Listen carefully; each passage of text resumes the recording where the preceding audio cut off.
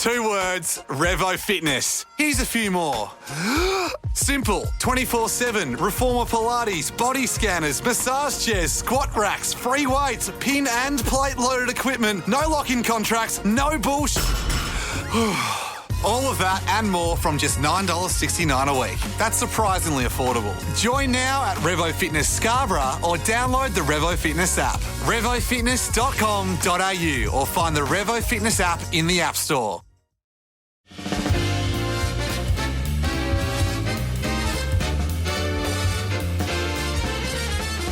Hey, you look good. Welcome back to the ChrissieCast, where we celebrate the weird, wonderful and downright baffling choices I make in terms of friends.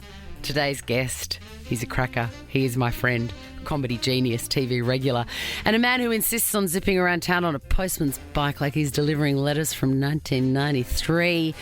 It is, of course, the great David Russell Thornton. G'day, Rusty. Thank you for coming back and talking to me. I love it. Mate, this was never easy to tell you, but I had to get rid of the posty bike. I didn't want to tell you in this space. I beg your pardon? I know. I should have warned you about this, but I just feel like I'll rip the Band-Aid and let you know that I'm no longer a 6'2" man on a tiny ex-Australia Post moped. I think people will be listening to this and going, surely he didn't get it. Surely he's not talking about the mopeds that Neville delivers my parcels in. And in fact, we are. That's exactly it. How did it come about, you and a posty bike? My gorgeous partner bought it for my 40th. Because if anyone remembers, if they're my vintage, because I'm 45 now, when I was probably 18, 19, they were pretty cool. It was cool for guys to rip around in the 90s. Okay, hang on a minute. How many years ago? Yeah, 25 years ago, about that. And guys would buy them. Like, I remember going to uni and guys would be ripping around and I'm like, ladies. And it was like that ironic cool. Like, I know, it's a bit crap, isn't it? How much fun is this? And I never let go of it. And then she picked up on one time I mentioned, I was like, they're pretty, you got to admit, they're pretty cool. But I never anticipated that my lanky body on top of them is very comical. I think my partner got me to get rid of it so that she would sleep with me again. The first time I saw you on it, I think I've even got footage. You do have footage. And it's just footage of you happy as a clam on this bike. I've never seen I love it. A man more at one with a machine. Man and machine. And just the soundtrack is me wheezing, screaming at points, laughing. I could not believe my eyes. I admit it was very funny. And because it is an ex-posty bike, they're made to go 10 k's an hour on footpaths and things. And I remember going down Hoddle Street here in Melbourne, and that's a 3-lane highway, really, that runs north-south of Melbourne. And I'm like, I've bitten off too much here. I am... Yeah, you would have been like Mr. Bean. Yeah. Propped up high, good posture. Yes. It was like, in Star Wars when the Millennium Falcon and it tries to go on a hyperdrive and everyone goes, oh no, yes, batten everything down. And you think, we're not making this. And I was constantly thinking, I'm in someone's blind spot. I'm going to get run over. And they're like, quick, look up the Australia Post registry. What was he delivering? And they wouldn't know who I was. Did you ever do that again? Did you ever go on that big main busy road ever again? Never again. Look, a lot of people who ride bikes are daredevils, and people would tell me, like, it could be dangerous. I'm like, not the way I ride it, babes. When you're punching out at 30 k's an hour. But it's not even the way you ride it. It's not capable of being dangerous. No, it's not capable. That's what I kept saying to mates who said, bikes aren't safe. And I said, this one's fine. It had a platform that you rested your feet on, didn't it? Yeah. You were sitting like in a lounge position. I really was. So gorgeous. But my knees were really up at my shoulders. It was an Did interesting anybody look. ever stop you and say, have you got anything for me in there? Amazon delivery by any chance that you've got for me? I mean, it looks like I'm delivering something from 1986. Like I got lost for 30 years because it wasn't, I think it was a 92 model or something like that. So it was magical. It does. Remember those stories of Japanese soldiers who were like in New Guinea and no one told them that the war was over and they found them in the 70s going, Yes. I'll still defend Japan to the hilt. I look like that. I look like I'd just forgotten, and for 30 years I was going to drop a package off. And then just for good measure, you would get a really fragile parcel and just throw it over someone's fence just to remind yourself of the power. Like Tom of the Hanks in postie. Castaway. I've come back to return this. You know, I'm sad that nobody ever sort of, mistook you for a postie. No. Because the other day I was in the Sheridan outlet, mad for bed linen, mad for it. Oh, yeah? If I see insert bed linen brand Yeah. and outlet or direct or something like that, I will run as if I am going to a stock take sale on the news in 1989. Remember they used to be a really big thing? Boxing Day sales. Yeah, Boxing Day sales. And people would just go nuts. So you'd know how to And fold you'd a see fitted sheet. two women with bangs fighting over a 6-roll of Christmas wrapper. They would love it. It's like, it's okay, Cheryl and Leanne. There'll be more. You can work wrapping it out. paper. You can do it. But yeah, do you know how to fold a fitted sheet? Yeah, I do. I do now, but I had to really study it. But I was mistaken for a staff member at the Sheridan outlet. And I was flipping, this was last week, flipping through because, look, I have a Super King doona because I like the doona to be huge. Yeah. Did you know that they come in Super King? A lot of people don't know that. Super King is... We've got a king-size bed. You should have a Super King doona. Did you know that? Does make sense. You should have a doona at least one size bigger than your bed. They just keep going, don't they? It's the best. Like, it's amazing that we're a world where it goes, this is pretty big, and we're like, bah, bah, bah, bah. No, Super King is Hold the my beer. best. Is the biggest you can get, right? And I don't know if they've gained popularity or something, but there's virtually no Super Kings around. I think bed linen places do the same breakdown of quantities as shoe manufacturers do for shoes, because I'm a size 11 or 12 foot, huge, like a hobbit, yeah. So what they do, shoe manufacturers, they'll do like, what's a little tiny foot, size 5 or 6? They might do 2 pairs in that, 4 pairs in a 7, 8 pairs in a, 8 or 9, whatever, and then taper off again for the big ones. So there was never any big ones left for my giant hooves, and there's never any Super Kings. So I'm in Sheridan Outlet, flipping through, looking very focused, very conscientious, because I know what I'm in there for. I'm in there for a very specific bed linen in a Super King. Locked Going in. through. Plus, it's got to be at least 70, 80% off, or I'm not interested. Never pay retail. Anyway, this woman comes up to me. She goes, I need your help. And I thought, she wants me to talk about something on the radio. She wants me to find a certain tennis racket for her son. Can I put it on my socials? That sort of thing, which I'm all about. I go, certainly, how can I help you? She goes, my son's bedroom is pale blue in the walls and the carpet is grey, and I just don't know what colour should be on the bed. Now, by your impersonation of her, I'm thinking it's a certain sector of Melbourne that you're shopping at. Yeah. In a east, is it? In a southeast? The leafy eastern suburbs. The leafy east. And according to real estate agents, yes. And then I realised, oh God, she doesn't want me to help on the radio. I mean, I'm actually more qualified to help her choose a colour doona cover, but I had to say, I don't work here. It feels weird. Like when you're at the supermarket and someone comes up to you and says, where am I going to find the rice? And you've got to go, I don't work here. It's like you're embarrassed to say it. But do you think, though, she saw you locked in and was like, I tell you what. She was feeding off my energy, Dave. In sporting parlance, it's like the team hasn't drafted you, but we're here at the camp and we're like, she has got potential. Yeah. We are here thinking, hang on a second. Anyone with a keen eye would say, but what's going on here? How do we find this diamond in the rough? Like, what's going on? Exactly. She's got the magic. And to be honest, because you're not getting paid, you're doing it for the love of the game. Yeah. But she could sense the knowledge. Yep. Hell, the expertise. I mean, let's call it for what it is. And the passion. Yeah. It came off you. She thought that I was stock taking, I think, counting 7 of this, 7 of that. That's what she got. And look, to be honest, I do know most of the fabric styles and what they're called, and but I know my Dreesens from my Oriental Lilies. See, you are locked in. I've seen you when you're locked in on things. Yeah. We've been in conversations where I've asked of you something. Like I've gone, I just think, like even this, we'll organise to catch up for the pod. And I'm like, yeah, it might work on this day. And we're talking about something else and you go, just sent the email, it's locked in, 10 a.m, see you there. And I'm like, how did she do it?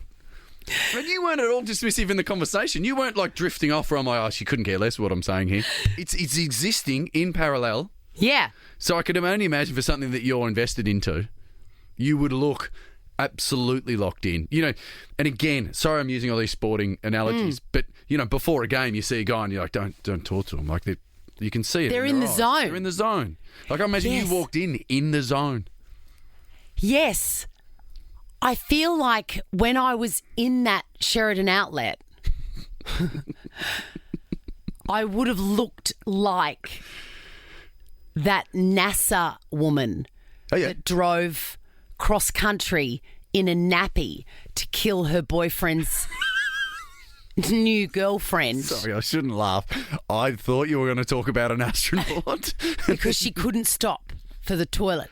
She couldn't stop because she had to get to this woman to kill her for having a relationship with her ex-boyfriend.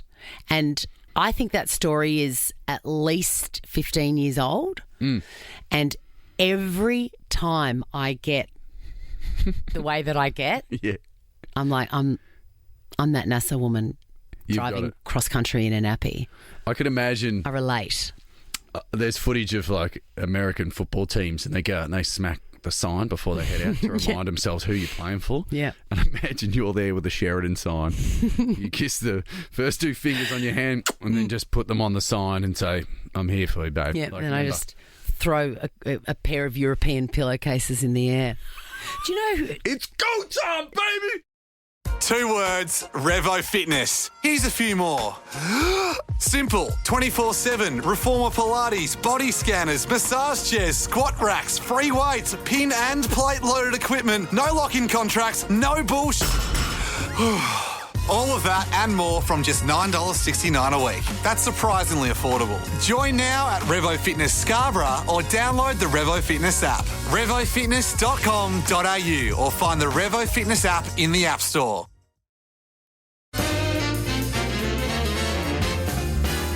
You're a performer. Do you ever have to G yourself up? Like, yeah. How do you do it? It's funny that, remind yourself that you're an attention seeker. Remind yourself you need it. I need validation from strangers. I have a photo that this wonderful photographer, his professional name is called Wombat. He's a lovely guy. Wombat, yeah. And do you remember that? Do you remember the show, the I was a TV bit show too after school? young for Wombat. Oh my God. I remember Grug, if that makes it any easier. Grug, yeah. Grug was a book as well, wasn't he?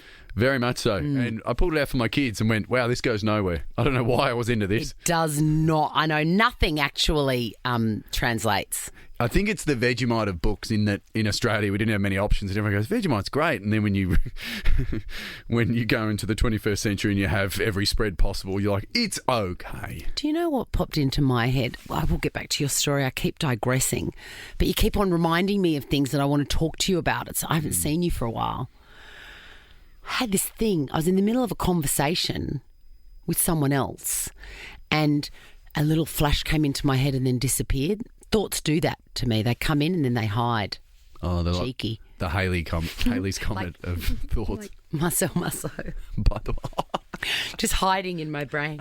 You can see me? No, you can't. Your thoughts are little pop-up ads? Yeah. And so you want to click on this link? No? Cool.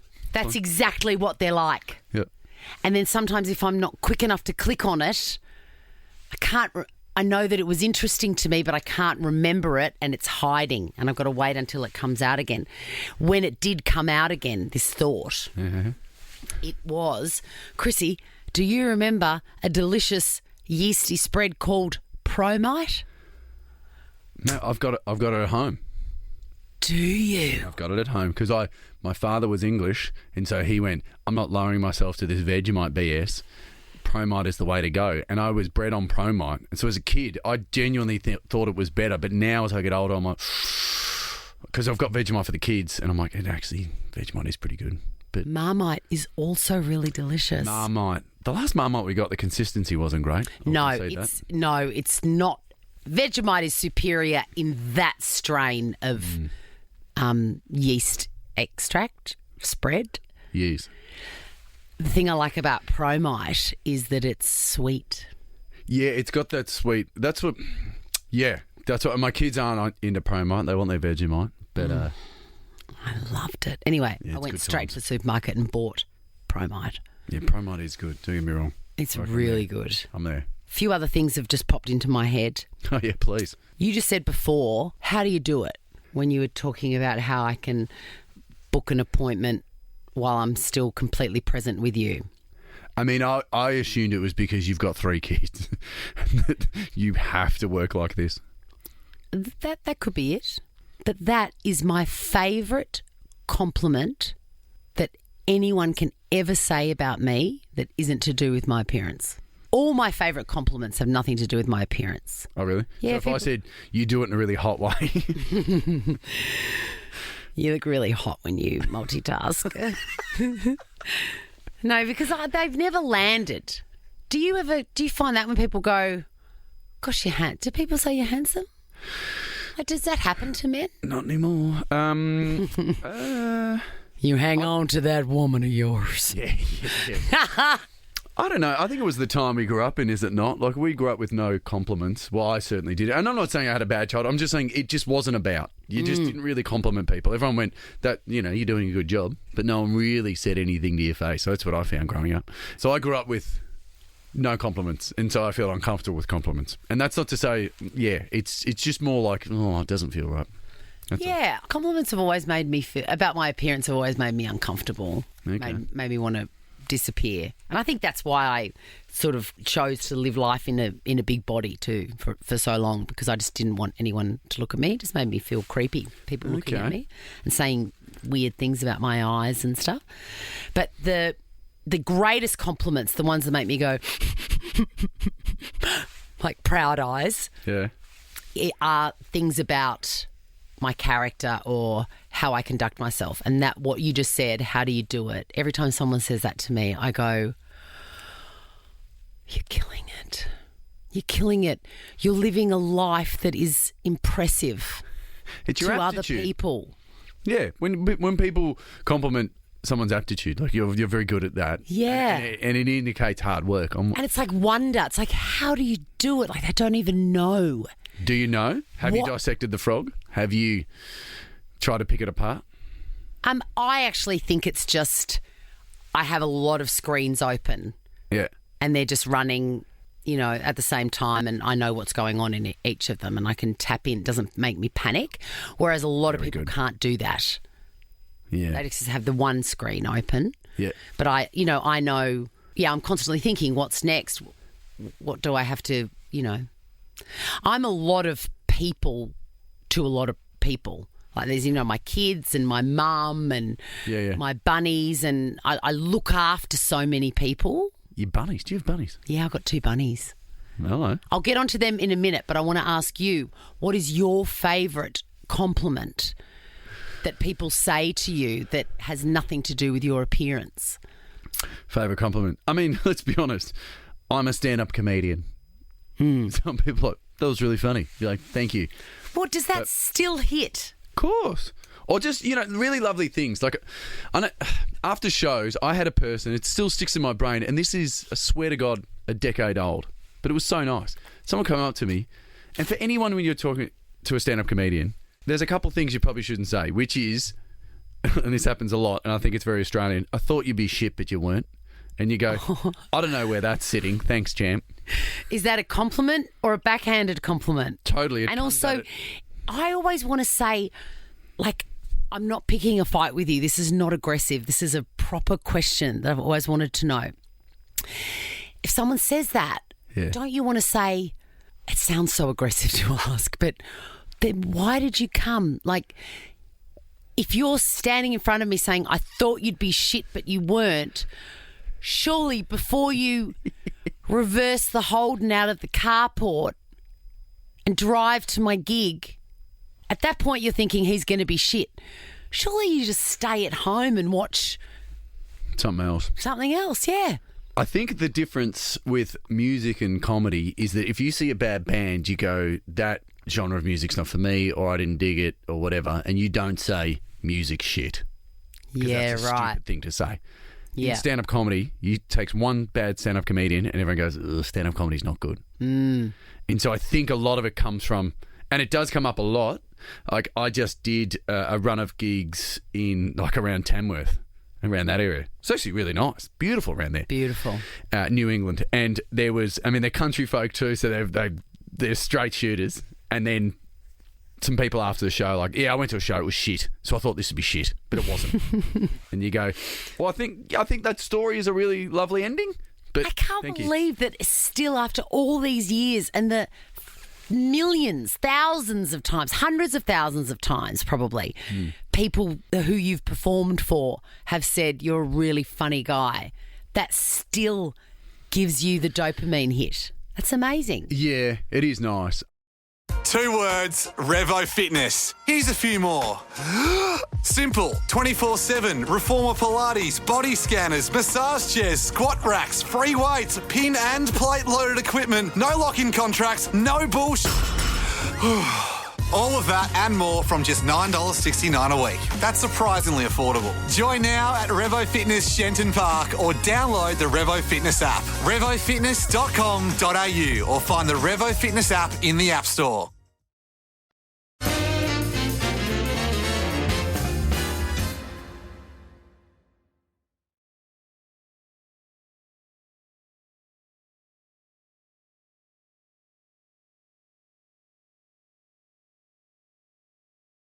And back to what I was originally saying is that I still remember, and it was so nice, this couple after a show literally just came up and said, sorry to interrupt, I just want to let you know, because it was a Friday, and they said it was so hard to get into the city, because it was during Melbourne Comedy Festival.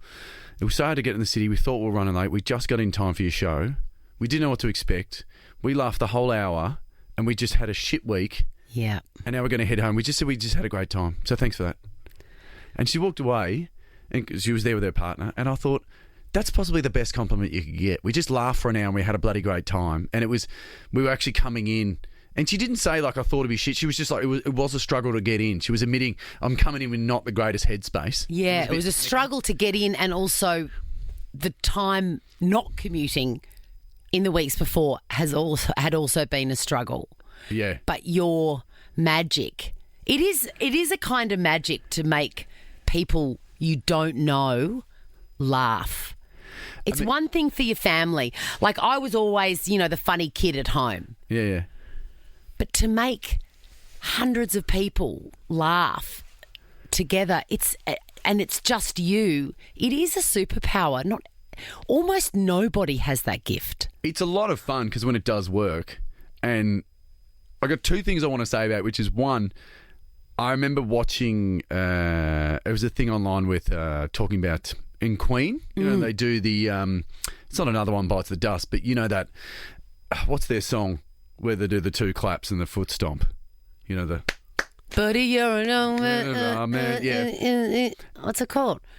Sunday, you got mud on your face. We will rock you. Thank you. Got there in the end. And it's Brian May, isn't it? That's the guitarist. Yes. And Brian May was a magnificent perm, I'm going to say. I'm going to out him as a perm. Very good perm. Like Dermot Burton in the 80s, but it's just on steroids. Like huge. Magic. Like Bill Wyman in the 80s. Oh, yeah. He definitely a perm. Good head of hair. But he was saying he wanted to do it because he wanted the audience to be the percussion. Like he thought, how can I get them involved so that they're part of the band? And I thought, that is sick. That's smart. And I'm like, how could I do that in what I do? And then I thought about it a little longer and I went, oh, that's what we do. That's the job, is I've got to get them to react so that they're part of the show. Yeah. Because if we don't, it's a real long night. And I was like, oh, yeah, that's exactly it. That's the thing with stand-up. That's why when it's bad, it's so bad. But when it's good, it's very good, because you're like, we're all in this together. We're having a bloody ball. But the other thing I wanted to say was, and this is only for me and for comedians, in that when people do come up and go, I thought you'd be shit, but you were good. I was doing gigs with Tom Gleeson. This is ages ago. This is before Hard Quiz and everything. So Tom wasn't as big as he is now, but it's a very Tom Gleeson thing to say. Massive. He's huge. And Everything he touches goes number one. It's amazing. And for people listening, I just want to know, Tom Gleeson has always been Tom Gleeson. That what you see on stage, he can rip it out and has always ripped it out. And so that high status thing, like, he doesn't care. He will say stuff and Yeah. And when it's in a personal conversation, you are like, whoa, that's unbelievable. Like it, Yeah. and It's like, hang on, are we what's his segment?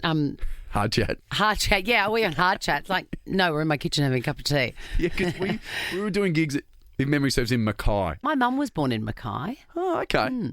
Right up there in the Queensland coast. And we did this gig. We finish. And this guy says exactly that. He goes, hey, it was really good. And he's looking at Tom and he's kind of looking at his feet and he says, yeah, I used to see you on TV and I thought you were shit, but, you know, you've gotten better and, like, that was really good. And usually in that circumstance, most comedians are self-deprecating. Like, oh, well, you know, thanks for coming and I guess that's really nice. Oh, what did Tom say? Tom just goes, yeah, because it sounded like you used to be a dickhead, but now you're not. That is, what, straight up like that? And how did the guy take it? Well, the funny thing is, he's with his girlfriend. I went, like I've been, like Heimlich manoeuvre. It hit me in the stomach. Like I went, oh, he's just said it. And the guy went, yeah, like he didn't really listen. Like he kind of went, yeah. So it was good to, like, I think him just even coming up and saying hi was a big thing. Yeah. So he said something stupid like that. Tom called him on it and he just went, And I guess. I think sometimes, you know, when it's two men like that and the sort of, you know, I guess the man of lesser standing, like there's this assumption that, you know, Tom is famous and people are paying to see him, so he's higher than him. For the guy to admit that he really wants to connect with this man, he has to come in and give the impression that he doesn't care, even though the fact that he's there means that he really does care. So that's why people start with, I thought you were going to be shit, because it gives them an out. I think you've just analysed the exact situation. People come up and to almost temper the fact that they are coming up to you, have And to that they're say something. excited and they want to meet you. Yeah. And yeah, it happens a lot. People will be like, oh, I just saw the show. It was shit. Nah, it's the only kidding. Like, I really liked it. And you go, oh, mate, it's fine. You don't have to say that first bit. And don't worry about it. And I know. You've just hit the nail on the head. That's exactly it. People feel sheepish, and especially dudes want to undercut it by going, if I just show them that I enjoyed it, that's too Yeah, see, vulnerable. women don't do that. No, I mean... That has never happened to me. Never, not once. Right. Women just go, I just really love you, and that's great. They'll just come up and they'll just really quietly, gently, sincerely touch me as if I'm their friend. And my favourite moments are when they just go, really is. So I remember I did a stand-up show years ago where I finished the show by saying men will be probably more likely to punch each other than they would to compliment each other. Yeah. And so I got a guy on stage and we just complimented each other. It was like a compliment off, and then every time we complimented, we stepped closer and closer until we cuddled. Oh, I thought you say we stepped closer and closer until he gave me a right hook. That might have been better, to be honest. Dave Thornton, I really wanted to talk about our favourite childhood television shows, but we have run out of time. Can I, while you're here Yeah. and I'm looking at you in the eye, can I make another appointment to book this studio to talk about that in another podcast with you soon? This is like a fun orthodontist. I will see you soon. You can come back in. There's a little more work that we need to do. And it's booked. It's booked. It is booked Yeah. in. I'll talk to the receptionist. I hope that I get this back on Medicare. No need. It's confirmed. Oh, it's in? I just did it. That's great. Thank you so much, Dave Thornton. Thank you, Christine Vanessa Swan. I don't have a middle name. Sorry, what? Oh, the sponsor. None. Nothing. Pay big enough bucks, you can get in there. It is Chrissy Aldi Swan. Absolutely. Oh, yeah. Normally I say some things aren't for sale, but the middle name is. Thank you so much for coming, Dave, for your laughs and for your wisdom and for your sparkling blue eyes. Oh, stop. It's funny. Before you go, make sure you follow the Instagram page of this very podcast, the ChrissieCast. Trying to get to 10,000 still. I'm going to have to do a sweep around my house and put together a box of shit to give away. 2 words, Revo Fitness. Here's a few more. Simple, 24/7, reformer Pilates, body scanners, massage chairs, squat racks, free weights, pin and plate loaded equipment, no lock-in contracts, no bullshit. All of that and more from just $9.69 a week. That's surprisingly affordable. Join now at Revo Fitness Scarborough or download the Revo Fitness app. RevoFitness.com.au or find the Revo Fitness app in the App Store.